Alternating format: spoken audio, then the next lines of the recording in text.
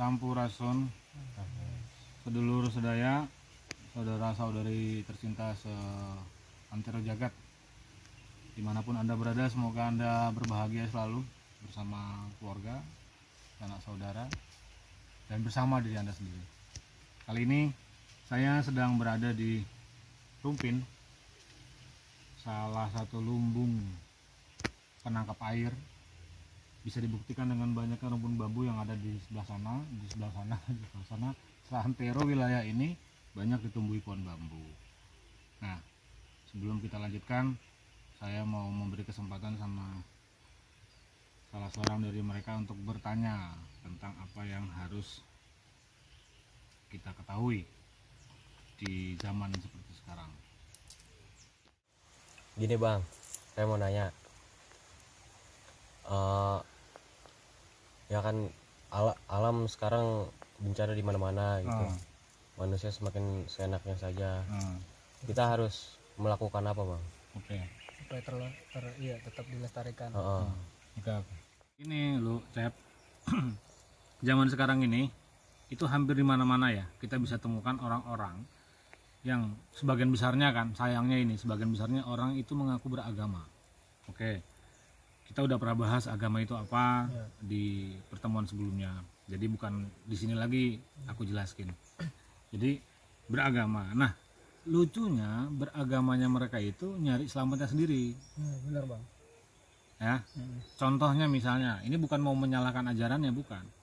Contohnya ada kalimat inna sholati wa nusuki wa mahyaya wa mati dan seterusnya. Sesungguhnya sholatku dan matiku dan bla gitu ya. Itu kan individualis ya kesannya ya. Kesannya individualis. Makanya ada anjuran untuk sholat berjamaah. Itu untuk mengingatkan kamu tidak tinggal di dunia ini seorang diri. Kamu memikirkan keselamatanmu juga keselamatan saudara-saudaramu yang lain. Gitu. Oke. Nah, terus mereka beribadah supaya terhindar dari dosa dan menumpuk pahala. Kan begitu? Itu untuk apa? Menyelamatkan dirinya sendiri. Dia lupa, dia butuh makan, dia butuh minum, dia butuh tempat tinggal, dia butuh pakaian, dia butuh pangan. Bukan hanya ini, hidup bukan hanya perkara kamu beribadah. Beribadah yang dimaksud oleh orang-orang itu ibadah yang sifatnya khairu makhdoh aja gitu, bukan ibadah sosial. Ibadah yang sifatnya sangat individualis, hanya untuk diri sendiri, pikirannya diri sendiri aja. Jadi yang dia pelajari itu untuk nyari selamatnya sendiri, bukan nyari selamat bersama. Andai kata kampung ini tiba-tiba direjam sama gempa gitu ya, atau kena tanah berjalan, atau dibandang sama Cisadane gitu, besar kemungkinan ya orang-orang sejenis itu akan melarikan dirinya sendiri, tidak memikirkan keluarganya bahkan. Karena hampir jarang kita temukan ada seorang suami misalnya berani berikrar pada istri dan anak-anaknya, keselamatan kalian ada di tanganku. Bukan aku sebagai seorang suami, kamu seorang suami, kamu seorang suami, mikirin dirimu sendiri supaya bisa masuk surga, supaya jangan masuk ke dalam neraka. Anak istrimu bagaimana? Itu kan jarang terpikir oleh orang-orang beragama itu. Datangnya mereka ke masjid, ke gereja, ke apapun namanya itu ya. Tapi ini bukan agamanya yang salah, lagi-lagi loh, bukan agamanya yang salah, orangnya ini loh, cara mendekati agamanya itu aneh. Jadi agama dijadikan sebagai peluang untuk menyelamatkan dirinya seorang gitu. Jadi lucu kan? Hal di dalam Al-Quran, di kitab-kitab suci yang lain, kitab-kitab yang ditinggalkan para leluhur manusia, bukan hanya di Nusantara, itu ada anjuran untuk menjaga lingkungan. Makanya mudah sekali kita temukan di banyak peradaban dari zaman Barreto gitu ya. Ada konsep segitiga agung itu loh. Alam, manusia, Tuhan. Terserah mau dibawa dari mana, mau manusia, alam, Tuhan. Tapi sulit kalau Tuhan dulu. Mestinya dari lantainya dulu tuh. Manusia, alam, Tuhan. Alam, manusia, Tuhan. Terserah deh. Itu mau di piramida manapun sebenarnya ada konsep kayak gitu. Gunung Padang, di candi-candi kita gitu ya, di Nusantara paling banyak. Itu kita lupakan bukan terus kemudian nggak kita pelajari, karena konsentrasi pembahasan kita nggak ke situ. Itu nanti silakan gali sendiri. Artinya orang-orang zaman dahulu kala itu sudah punya konsep yang bagus tentang bagaimana mereka berigama. Nah, kalau agama itu antara kamu dan pemerintah atau dan kiai, ajengan, mama. Kalau ugama antara kamu dan masyarakat, kamu dan orang lain. Kalau agama, kamu dan Tuhan. Itu di negeri kita. Kalau di luar sana aku nggak tahu. Oke ya. Nah, jadi sebenarnya di dalam agama apapun anjuran tentang ekologi atau menjaga lingkungan itu ada loh. Ada di dalam Al-Quran banyak ayatnya. Kamu yang merusak, kamu yang menanggung akibatnya, kamu yang merawat, kamu yang menikmati hasilnya. Atau jadikanlah istrimu sebagai ladang, ada kalimat-kalimat kayak gitu. Itu kan metafor-metafor yang sebenarnya untuk mengingatkan kita itu tidak sendirian di sini. Ini semua saudara-saudara kita. Padi itu kalau tidak ada, nggak makan kita. Orang-orang di kota sana boleh sombong dengan segala pencapaiannya. Kalau nggak ada petani yang mau tanam itu padi, tanam itu jagung, kentang dan lain-lain. Mau makan apa kalian? Mau makan apa? Agama yang kamu bawa dalam dirimu itu agama model apa kalau kayak gitu? Kalau pada kesantunan sesama manusia saja tidak bisa, bagaimana dengan alam? Jadi wajar kan kalau dunia kita sekarang porak-poranda, bencana di mana-mana. Gak usah bingung. Patahan gempa terjadi bolak-balik karena paku bumi banyak menancap ke dalam tanah. Itu contoh. Jadi kesadaran manusia beragama untuk ekologi itu hampir nggak ada. Bahkan di pesantren-pesantren pun kukira ya, karena aku pernah masuk mengikuti gerak-gerik kawan-kawan di pesantren, kajian-kajian tentang ekologi itu hampir nggak ada. Ya kecuali nandur aja, mereka nandur. Bersawah, berladang, bikin huma gitu ya. Iya ada, tapi kesadaran untuk menjaga ekosistem, menjaga kesetimbangan alam itu yang belum. Nah, kayaknya kita perlu terus bergerilya untuk mengingatkan saudara-saudara kita yang lain. Mereka bukan salah tapi nggak tahu, hilaf. Ada yang belum dia lakukan sebagai orang beragama. Dalam khasanah dunia modern ada yang namanya revolusi hijau. Mungkin sedikit orang yang tahu itu atau sudah ada yang tahu. Tapi revolusi hijau ini bukan perkara menghijaukan bumi. Ini yang lucu. Namanya revolusi hijau tapi dia bukan untuk menghijaukan bumi, tapi untuk membuat manusia rusak. Dimulai dari mana? Dari pangannya. Jadi tanaman-tanaman yang kita makan ini, kecuali ya yang memang masih terjaga keasliannya atau keasriannya, itu sebagian besar sudah dirusak oleh apa? Oleh kimia. Lewat mana? Lewat pupuk. Itu sengaja. Ini lucu kan orang-orang di luar negara Indonesia nih. Mereka kepengen negara kita menggunakan pupuk kimia. Oke, tapi barang yang kita tanam setelah panen dengan hasil pupuk itu nggak mau mereka terima, tapi mereka yang jual. Nah sementara mereka di sana mulai menanam dengan cara-cara organik yang dulu sudah kita lakukan sejak ribuan tahun yang lalu di sini. Gitu, aneh kan? Aneh. Nah lucunya, tambah lucu lagi, para petani kita bukan nggak tahu, tapi terpaksa harus menggunakan karena dipaksa sama pemerintah. Itu sudah sejak zaman Orde Baru. Katanya swasembada pangan, tapi pangan yang kita makan itu sama sekali nggak sehat. Kita pernah kaji, ada di dalam Islam juga keterangan tentang bagaimana baginda Nabi Ibrahim itu menjadi Khalilullah, ya, karena dia menanam makanan dia sendiri. Oke, dia senang makan bersama dengan saudara-saudaranya yang dikenal atau tidak dikenal. Yang ketiga, dia hanya melakukan apa yang dia tahu diperintahkan oleh Allah. Atau sahabat Nabi yang katanya doanya makbul itu, yang kata Nabi, orang ini sederhana aja hidupnya, dia hanya memakan apa yang dia tanam, yang dia usahakan sendiri. Itu berbeda kan orang dengan orang zaman sekarang kan. Nah jadi wajar kalau hidup mereka itu dilimpahi berkah, berkah dari alam, berkah dari Tuhan, berkah hidupnya sendiri. Nah sekarang ini enggak. Jadi karena revolusi hijau itu pertanian kita itu rusak. Karena pertaniannya rusak, yang makan kan manusia, manusianya ikut rusak.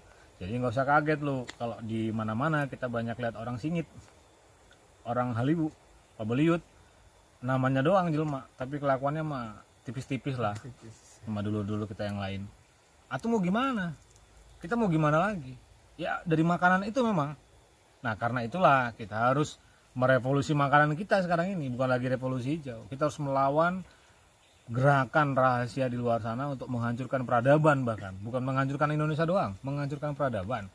Sekarang udah ada metaverse, pergaulan manusia sudah mulai kacau karena interaksinya pakai medsos, bukan tatap muka begini, bukan saling kunjung-mengunjungi, sambang menyambangi.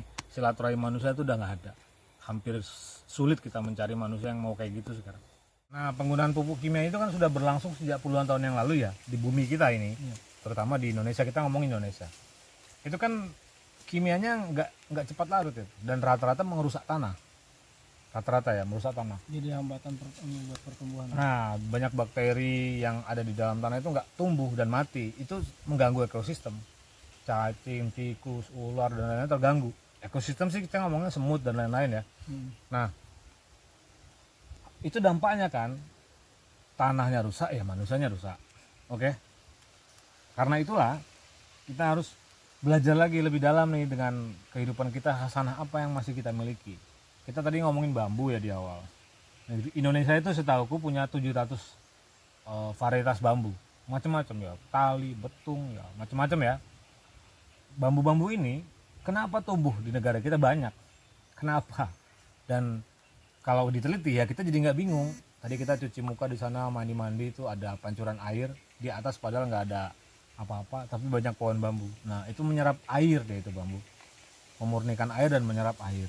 Jadi negeri kita tuh negeri petirtan, dikelilingi air laut, di dalamnya banyak air. Makanya di Jawa ini terutama lah, yang di Jawa ya banyak sendang, ada balongan ya, macam-macam. Itu karena dikelilingi pohon bambu. Pulau ini di Sumatera juga ada. Bambu itu belum banyak yang meneliti secara betul gitu ya, bahwa dia menyelamatkan lingkungan. Satu-satunya tumbuhan yang tidak bisa dirusak kimia itu bambu. Kimia itu nggak mempan sama dia. Nah, tadi kan kita di atas ngoprek-ngoprek ya, ngoprek-ngoprek akar bambu yang itu jadi humus bambu. Humus bambu itu salah satu solusi pertanian. Plastik aja lebur dia di situ. Itu bukti dia kuat gitu menolak perusakan dari manusia. Nah, humus bambu ini harusnya digunakan oleh para petani kita, mau pertanian pangan, mau buah-buahan ya, makanan pokok atau buah-buahan atau tanaman hias. Tapi kalau yang polybag, media tanam dan lain-lain kurang begitulah. Tapi kalau yang kayak padi gini ya, untuk menetralkan tanahnya itu dia perlu pakai humus bambu harusnya. Nah, humus bambu itu memang belum banyak yang tahu, memang belum banyak yang pakai, tapi nggak ada salahnya dulu di sana yang tahu dari kami lewat saluran ini, mau dikembangkan silakan. Tadi kami sudah coba-coba nyari-nyari di sekitaran rumpun bambu di atas. Nah, kira-kira begitulah bentuknya. Nah, Anda mau pakai untuk pertanian silakan, mau untuk buah-buahan silakan. Yang pasti itu bagus sekali, karena kalau selama ini para petani dipaksa menggunakan pupuk urea ya kan, katanya di dalamnya ada NPK, itu kan semuanya buatan. Nitrogen, fosfat, kalium itu buatan. Nah, di dalam humus akar bambu itu tiganya ini ada si NPK ini. Nah, belum lagi kita ngomong mikrobanya kan, ada Mycorrhiza, ada Trichoderma, ada PGPR ya, dan turunan-turunan bakteri lain. Dan bakteri ini bakteri yang melawan bakteri jahat dalam tanda kutip, bakteri yang merusak. Kan ada tuh di dalam tubuh manusia kan juga ada. Nah, bakteri-bakteri ini melawan lah ya, menahan gempuran bakteri jahat untuk merusak lingkungan sekitar. Seandainya itu dipakai untuk tanaman-tanaman pangan kita, konsumsi yang kita makan gitu ya, itu kan turut mengubah perilaku kita, turut menyusun alam pikiran kita, karena makanan yang kita dapat, yang kita makan itu makanan yang kalau dalam konsep Islam halalan thayyibah walaupun kufur. Nah, gitulah. Jadi kira-kira kalau kalian ini generasi muda di luar sana, banyak anak-anak muda yang mungkin menonton ini, sangat saya anjurkan kita untuk kembali meriset sistem berpikir kita, cara kita beragama itu perlu kita perbaiki. Agamanya nggak salah, yang salah cara kita mendekati agama. Alamnya ini nggak salah, yang salah cara kita menilai alam. Padahal di dalam tubuh kita ada unsur alam, mineral kita punya 4 unsur yang di alam juga ada. Tanah di dalam diri kita ada tanah, air dalam diri kita ada air, udara, api, semuanya ada. Tapi kenapa jarang sekali ya manusia zaman sekarang yang katanya mengaku beragama dan kepengen soleh ya, tapi tidak mau merawat lingkungan, membuang sampah saja dia sembarangan. Oke, mengurus sampah pun dia nggak mau. Jangankan mengurus sampah, memikirkan bagaimana lingkungannya itu bisa asri saja nggak sempat lagi kepikiran. Karena habis apa? Habis dikonsentrasikan untuk mencari sesuatu yang nggak maslahat bagi kehidupannya. Anggaplah dia nggak mengalami itu. Anak cucunya nanti gimana tuh anak cucumu nanti? anak cucuku. Dia tinggal di mana sawah itu udah nggak ada. Atau kita mau tanam padi di polybag apa bagaimana? Bagaimana tuh? Coba direnungkan baik-baik dulu sekalian. Kita punya bumi gundul, kita punya tanah yang tadinya subur begini, hijau royo-royo. Terus kemudian berubah jadi klaster-klaster perumahan, pabrik-pabrik. Habis itu semua bambu-bambu digunduli dan kita nggak lagi punya air. Terus kita mau minum air apa? Mau minum air kemasan. Air kemasan itu dari mana keluarnya kalau bukan dari alam? Ya kan? Nah, inilah yang aku bilang terbaliknya pola berpikir manusia. Sebenarnya kita pelan-pelan dan pasti sedang berusaha menghancurkan peradaban kita sendiri. Jadi secara umum kusimpulkan saja, humus bambu ini salah satu harta karun dari peradaban manusia. Kira-kira gitu. Oke, sekian dari saya, saudara-saudara sekalian. Semoga tidak mengganggu kenyamanan Anda, tapi saya berusaha mengajak Anda berpikir lebih jernih, merenung lebih baik lagi, lebih dalam untuk kemaslahatan kita bersama di dunia kita bersama, di bumi yang sama-sama kita cintai, di negeri yang kita hidupi bersama. Sampurasun, Rahayu, Sagung, Dumadi.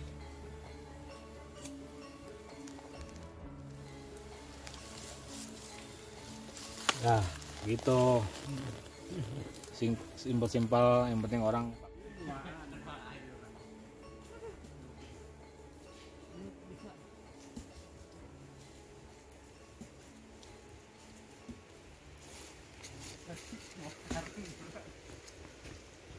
Kalau babama tuh bisa ngokeh.